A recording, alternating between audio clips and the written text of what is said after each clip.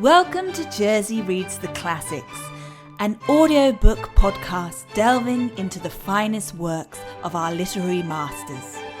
Unfortunately, it's read by this woman. What the hell? Who cares? Let's go on an adventure. Hello and welcome back to Jersey Reads the Classics with your host, me, Rosie D. Candia. All right, my friends, with no further ado, let's get back into the groove of reading our Alice's Adventures in Wonderland by Lewis Carroll. And as some of you know, well, as all of you know, or one of you, two of you, or none of you, or I know, that we are approaching the end. So we are on chapter 11. Here we go. Chapter 11. Who stole the tarts? The King and Queen of Hearts were seated at their throne when they arrived, with a great crowd assembled about them. All sorts of little birds and beasts, as well as the whole pack of cards. The knave was standing before them in chains with a soldier on each side to guard him, and near the king was the White Rabbit, with a trumpet in one hand and a scroll of parchment in the other.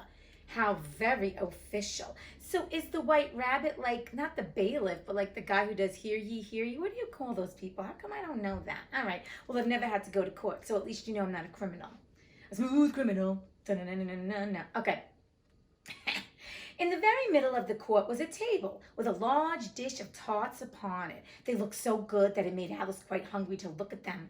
I wish they'd get the trial done, she thought, and hand round the refreshments. But there seemed to be no chance of this, so she began looking at everything about her to pass away the time. I actually could go for a good tart. I mean, I don't want to be called a tart, but I could go for a good tart. You know what I'm saying? Oh my God, like a strawberry tart. My mouth is actually watering. Yeah, think about it. A strawberry tart with some whipped cream.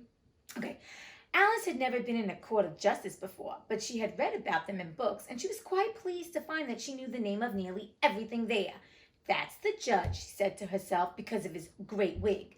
The judge, by the way, was the king, and as he wore his crown over the wig, he did not look at all comfortable, and it was certainly not becoming.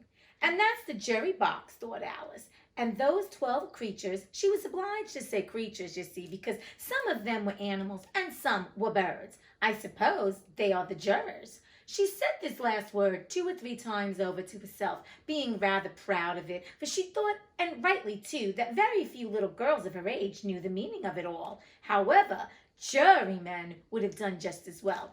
That is pretty astute for you, Alice. I mean, Alice actually is smart. We realize that Alice is a smart cookie. So knowing, the judge and the jury and all that stuff, I'm impressed with you, Alice. And she was probably, I'm sure, never in a court of law. The 12 jurors were all writing very busily on slates. What are they doing? Alice whispered to the Griffin. They can't have anything to put down yet before the trial's begun. They're putting down their names, the Griffin whispered in reply, for fear they should forget them before the end of the trial. Oh, geez, if these things are going to forget their names, how are they going to make a jury and come up with a decision of guilty and not guilty? But I forget we're in Wonderland, or are we in a mad, mad world? Okay. Stupid things, Alice began in a loud, indignant voice, but she stopped hastily, for the White Rabbit cried out, "Silence in the court!" And the king put on his spectacles and looked anxiously round to make out who was talking. Alice could see, as well as if she were looking over their shoulders, that all the jurors were writing down stupid things on their slates, and she could even make out that one of them didn't know how to spell stupid, and that he had to ask his neighbor to tell him. A nice muddle their slates will be before the trial's over, thought Alice. One of the jurors had a pencil that squeaked. This, of course, Alice could not stand. Neither can I. I cannot stand, like certain sounds, like when people sneeze over and over, and coughing, and when they eat. Oh my God. It's called misophonia, when you have this vile reaction to like certain sounds, and it just, you can't even control it. You just get so angry. So yeah. Like, I mean, the littlest sounds, but like, it's like the pencil squeaking is like nails down a chalkboard. Doesn't that drive me nuts? Oy. And she went round the court and got behind him, and very soon found an opportunity of taking it away. She did it so quickly that the poor little juror, it was Bill the Lizard, remember Bill the Lizard, could not make out at all what had become of it. So after hunting all about for it, he was obliged to write with one finger for the rest of the day, and this was of very little use, as it left no mark on the slate. "Herald, read the accusation," said the king. On this, the White Rabbit blew 3 blasts on the trumpet. and then unrolled the parchment scroll and read as follows. Oh, so the White Rabbit is a herald. That's what they call him, not a bailiff, but a herald. Oh, that's right, this is English court. Okay, this is what he said. You ready? The Queen of Hearts, she made some tarts, all on a summer day. The Knave of Hearts, he stole those tarts and took them quite away. Ah, okay, the Knave of Hearts is being charged with stealing some tarts. Okay, at least he didn't call the Queen that bitch a tart. Consider your verdict, the king said to the jury. Not yet, the rabbit hastily interrupted. There's a great deal to come before that. Oh my God, this is no Perry Mason episode, I'll tell you that. No Perry Mason here. Call the first witness, said the king, and the White Rabbit blew 3 blasts on the trumpet and called out, First witness! The first witness was the Hatter. Oy. He came in with a teacup in one hand and a piece of bread and butter in the other. I beg your pardon, your majesty, he began, for bringing these in, but I hadn't quite finished my tea when I was sent for. Finish your tea? You never finish your tea because all you do is drink tea all day. You ought to have finished, said the king. When did you begin? The Hatter looked at the March Hare who had followed him into the court, arm in arm with the Dormouse. 14th of March, I think it was, he said. 15th, said the March Hare. 16th, added the Dormouse. Write that down, the king said to the jury, and the jury eagerly wrote down all 3 dates on their slates and then added them up and reduced the answer to shillings and pence. Take off your hat, the king said to the Hatter.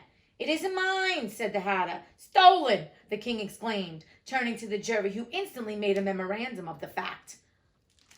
I keep them to sell, the Hatter added as an explanation. I've none of my own. I'm a Hatter. Here the queen put on his spectacles and began staring at the Hatter, who turned pale and fidgeted. Give your evidence, said the king, and don't be nervous, or I'll have you executed on the spot. This did not seem to encourage the witness at all. He kept shifting from one foot to the other, looking uneasily at the queen, and in his confusion, he bit a large piece of his teacup instead of the bread and butter. Just at this moment, Alice felt a very curious sensation, which puzzled her a good deal until she made out what it was. She was beginning to grow larger again, and she thought at first she would get up and leave the court. But on second thoughts, she decided to remain where she was as long as there was room for her. I wish you wouldn't squeeze so, said the Dormouse, who was sitting next to her. I can hardly breathe. I can't help it, said Alice very meekly. I'm growing. You've no right to grow here, said the Dormouse. Oh, don't talk nonsense, said Alice more boldly. You know you're growing too. Yes, but I grow at a reasonable pace, said the Dormouse. Not in that ridiculous fashion. And he got up very sulkily and crossed over to the other side of the court. Everybody is always walking around this place sulkily. I've used that word in this book like 5-6 times. Remember, everybody's sulking here, sulking there. They're all sulking, yet they're doing whatever the hell pleases. And I mean, with all this madness, how can you be sulky? I think I'd be more like, what the hell is going on? Probably in a state of fear and anxiety. But actually, that's not good. It's not a good response to all this. I think Alice has the best response. No response is the best response when everything around you is going haywire. That's all I'm saying. All this time, the queen had never left off staring at the Hatter. And just as the Dormouse crossed the court, she said to one of the officers of the court, Bring me the list of the singers in the last concert, on which the wretched Hatter trembled so that he shook both his shoes off. Give your evidence, the king repeated angrily, or I'll have you executed, whether you're nervous or not. I'm a poor man, your majesty, the Hatter began in a trembling voice, and I hadn't begun my tea, not above a week or so, and what with the bread and butter getting so thin, and the twinkling of the tea, the twinkling of the what? Said the king. It began with the tea, the Hatter replied. Of course twinkling begins with the tea, said the king sharply. Do you take me for a dunce? Go on. I'm a poor man, the Hatter went on, and most things twinkled after that. Only the March Hare said, I didn't, the March Hare interrupted in a great hurry. You did, said the Hatter. I deny it, said the March Hare. He denies it, said the king. Leave out that part. Well, at any rate, the Dormouse said. The Hatter went on, looking anxiously round to see if he would deny it too. But the Dormouse denied nothing, being fast asleep. There he goes again. I'm telling you, this Dormouse has narcolepsy. That's all I'm saying. After that, continued the Hatter, I cut some more bread and butter. But what did the Dormouse say? One of the jury asked. Oh my God, the jury is actually paying attention? this is interesting, or is it not interesting? They're actually paying attention. That I can't remember, said the Hatter. You must remember, remarked the king, or I'll have you executed. The miserable Hatter dropped his teacup and bread and butter and went down on one knee. I'm a poor man, your majesty, he began. Oh my God, he's another one. He's not sulking, but he's like, I'm a victim, I'm a victim. Don't you hate that mentality, the victim mentality? Oh, stop it, stand up and tell him you know nothing and be on with it. Good God, man. Good God, man, get a handle. You're a very poor speaker, said the king. Here, one of the guinea pigs cheered and was immediately suppressed by the officers of the court. As that is a rather hard word, I will just explain to you how it was done. They had a large canvas bag, which tied up at the mouth with strings. Into this, they slipped the guinea pig head first and then sat upon it. I'm glad I've seen that done, thought Alice. I've so often read in the newspapers at the end of trials, there was some attempt at applause, which was immediately suppressed by the officers of the court, and I never understood what it meant till now. If that's all you know about it, you may stand down, continued the king. I can't go no lower, said the Hatter. I'm on the floor as it is. Then you may sit down, the king replied. Here the other guinea pig cheered and was suppressed. Come, that finished the guinea pigs, thought Alice. Now we should get on better. I'd rather finish my tea, said the Hatter with an anxious look at the queen, who was reading the list of singers. You may go, said the king, and the Hatter hurriedly left the court without even waiting to put his shoes on. And just take his head off outside, the queen added to one of the officers, but the Hatter was out of sight before the officer could get to the door. Call the next witness, said the king. The next witness was the Duchess's cook. She carried the pepper box in her hand, and Alice guessed who it was even before she got into the court by the way the people near the door began sneezing, all at once. Give your evidence, said the king. Shan't, said the cook. The king looked anxiously at the White Rabbit, who said in a low voice, Your Majesty must cross-examine this witness. Well, if I must, I must, the king said with a melancholy air, and after folding his arms and frowning at the cook till his eyes were nearly out of sight, he said in a deep voice, What are tarts made of? Pepper mostly, said the cook. Treacle, said a sleepy voice behind her. Remember treacle? It's that molasses stuff. Remember this tale he wanted to tell with the treacle well and that boring story that we all fell asleep in, that he fell asleep in too? Collar that dormouse, the queen shrieked out. Behead the dormouse. Turn that dormouse out of court. Suppress him. Pinch him. Off with his whiskers. For some minutes, the whole court was in confusion, getting the dormouse turned out, and by the time they had settled down again, the cook had disappeared. Never mind, said the king with an air of great relief. Call the next witness. And he added in an undertone to the queen, Really, my dear, you must cross-examine the next witness. It quite makes my forehead ache. Alice watched the White Rabbit as he fumbled over the list, feeling very curious to see what the next witness would be like. For they haven't got much evidence yet, she said to herself. Imagine her surprise when the White Rabbit read out at the top of his shrill little voice the name Alice. Dun, dun, dun, dun. Oh my God. Alice is going to be a witness. Alice is going to be a witness. I don't know what she's going to be a witness to, but she's going to be a witness. All right. This chapter, this courtroom, mayhem, Wonderland, should be Alice's adventures in Mayhem Land. Anyway, I have to say, very entertaining, this chapter. They're all characters. I love it. I think that Lewis Carroll bringing them all together is amazing. And I don't understand, the Cheshire Cat. I would have liked for him to show up. I know we're still in court, so I don't know what's going to happen in chapter 12. But I don't know, where's the Cheshire Cat? And the Duchess, we never heard of her again, right? She didn't even mention her in the courtroom. Like, you'd think that he would do an overview of, like, what's going on in the courtroom. Like, there's the Duchess, there's the Cheshire Cat, there's the piggy in his diapers. I don't know, just to, like, tie it all in. But I digress. That's not the point of the book.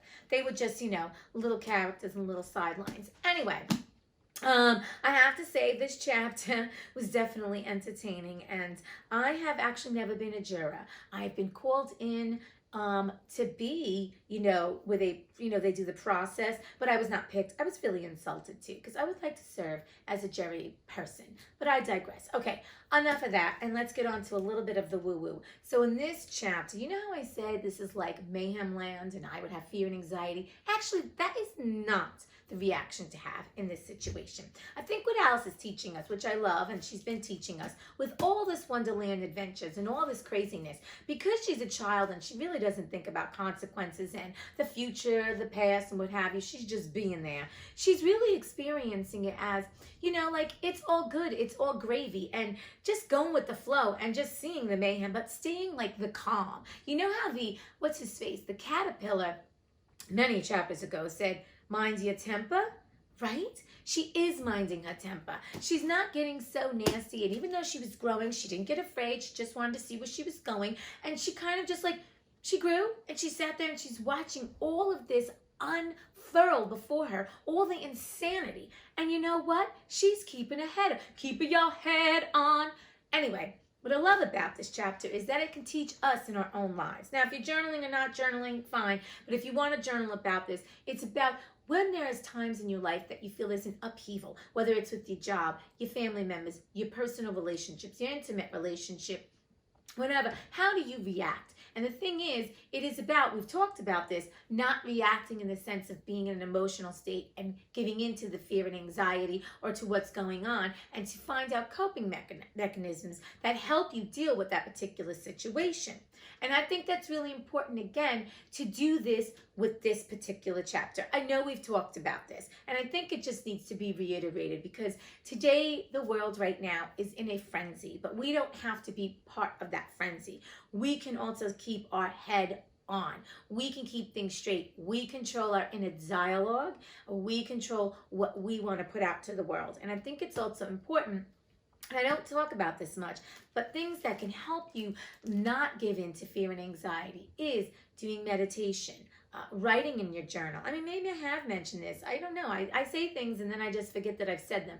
Writing in your journal, listening to music, doing things that calm the beast within you and not giving in to the insanity.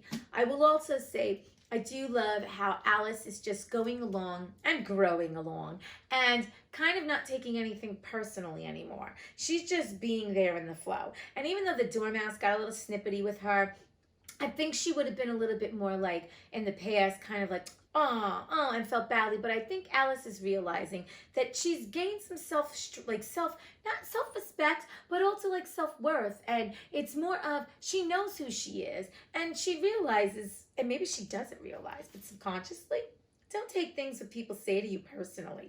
There's this quote I heard many years ago. What you think about me is none of my business. And I think like with the Alice situation, they're all insane. And it's like where it's all coming from. She's like, I don't really give a shit about what you people think of me. But even if, in our own lives, think about the times when people have said things to you and have been kind of hurtful.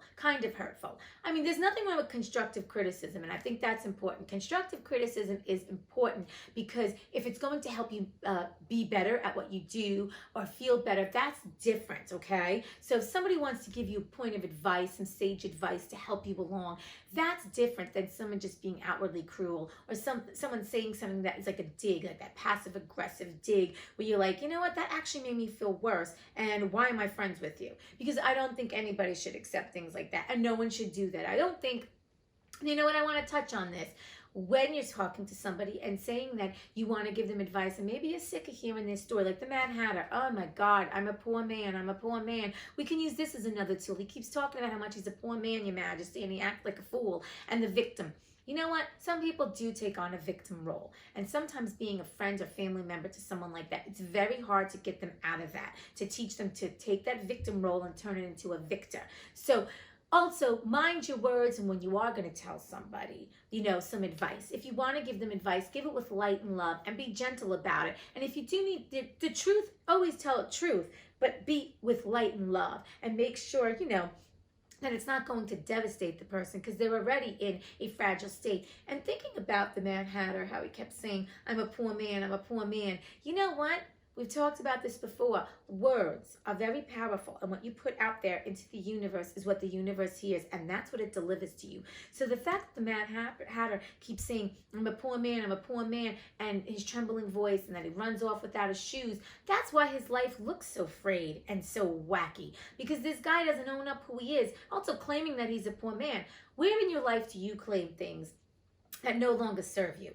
Okay, so what I'm going to say is I'm going to encourage you to think about things that you say, well, I don't have this, or I'm not this, or I'm terrible at this, or I'm really not good at this, I'm terrible at this. Stop owning that. Okay, that's not who you are. It's not about what you're good, what you're bad at, what you think. You're judging that. It's your perspective. It's not the truth. And the thing is, how many times have you told yourself that you're so bad at something that you actually believe it? And what happens when you keep telling yourself you're so bad at something? Guess what? When it comes time to do that thing, you suck at it. Okay? So stop it. You know what? Stop telling yourself how bad you are at things, or how you look terrible, or how you just, oh, I feel terrible today. I don't look good. I don't look right. Or I got to lose this weight. I'm fat. I'm this and this. All these negative things. They don't serve you. Because you want to know what happens is because you keep saying that in your mind, you've actually programmed your eyes to see that. And that's what you're focusing on the negative. So stop that shit. I'm telling you right now, stop focusing on the negative and start looking at the positive. So when you look at yourself in the mirror, look at all the beautiful things you are. And the beautiful things you are your character, your personality, the stuff that comes from within. And then what happens when you start focusing all that good stuff, everything on the exterior, you really do see the true beauty of who you are. Because beauty is in the eyes of the beholder. It's not truth, my friends. And our society can say that this particular person is the standard of beauty. It doesn't mean that's what beauty really is. Because yes, I know scientifically they've done this symmetrical face and all that kind of stuff.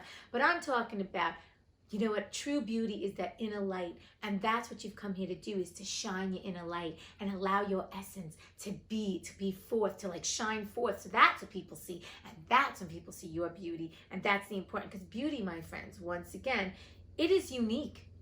We each have something beautiful about ourselves, but we have to embrace whatever it is. Okay, I've really gone off on multiple tangents here, because when you just dissect like each little thing here, we could go on for hours. We could use each person as an actual character study here, and that would actually be quite interesting. But all in all, if you want to journal this or think about it, the things that you are concentrating that no longer serve you, what are the things you say about you? Flip that shit around. Flip that shit. Take that negative and change it around, and start focusing and make a list of all the things that you're great at and that you love yourself about. Like, what are the things you love about yourself? Start listing that shit, even in your mind, okay? All right, my friends. So I'm hoping you have a grand day. I want to thank you again for joining me, knowing that this day is always a blessed day. And remember, you put out there what you want to receive. So put out all the good vibes, okay? I'm having a good vibration. Excitations. I don't know. Point is this. Be you. Be true to who you are. And you know what? Just love yourself, because you are enough. You are worthy, you're enough, and you came here to shine that light. Shine your light on me. Okay, that's all I got for today.